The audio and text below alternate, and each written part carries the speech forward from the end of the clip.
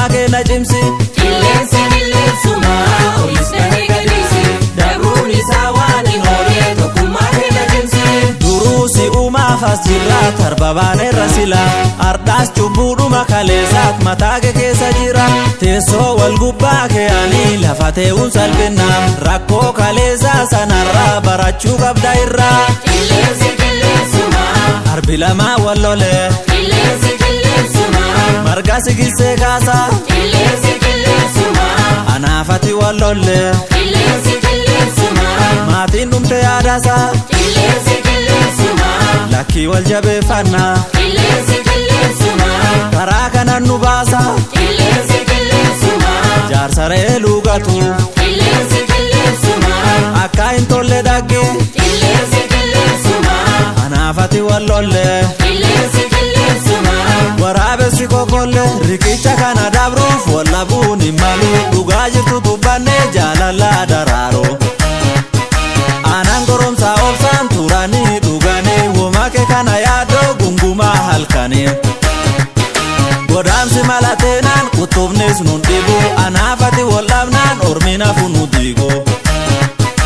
wallabni duruu jira maafalaan nu baasta. osoon si bira jiru ormammaa fasaasta.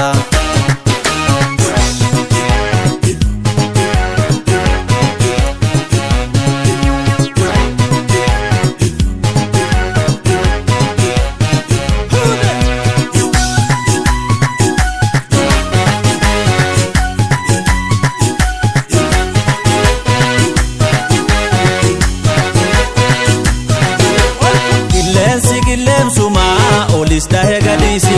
Dabruun isaa waan hin oolle tokkummaa keenya cimsi. Qilleensi qilleensuma olis bahee gadhiisi. Dabruun isaa waan hin oolle tokkummaa keenya cimsi. Birraan dabreeraa jibooti ganna shaggari galti. galuun isii waan hin oolle baranaan qabaabdi. jibbiinsi dhugaa awwaaluu dhugaan ifa ba'eera.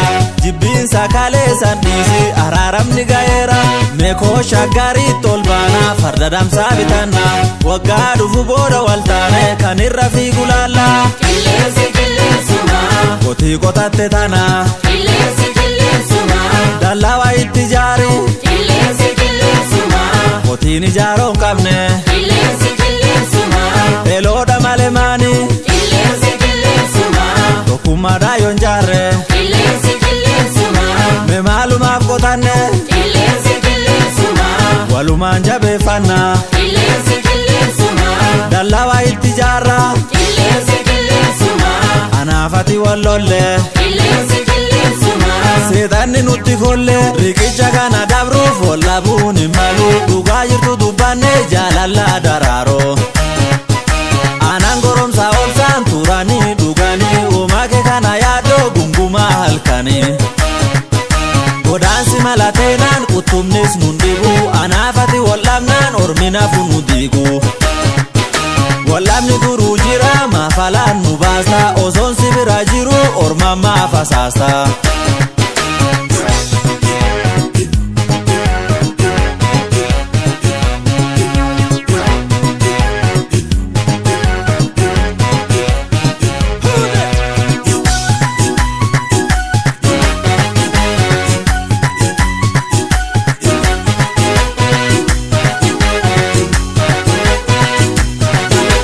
Qilleensi qilleensuma olis tahee gadhiisi. dabruun isaa waan hin oolle tokkummaa keenya cimsi. Qilleensi qilleensuma olis bahee gadhiisi. Dabruun isaa waan hin oolle tokkummaa keenya cimsi. bishaan bona kadhatanittu ganna nama ijjeessa. te'iin addunyaa tanarraa oliif gadi wannisa. jaldeessi sanyii namaati jechuun dhibanu fide. kaleessa sosoon sitti muufichaa keessa nu lixe. ardaas sitti maadhagaa'e waraabu namaa miti.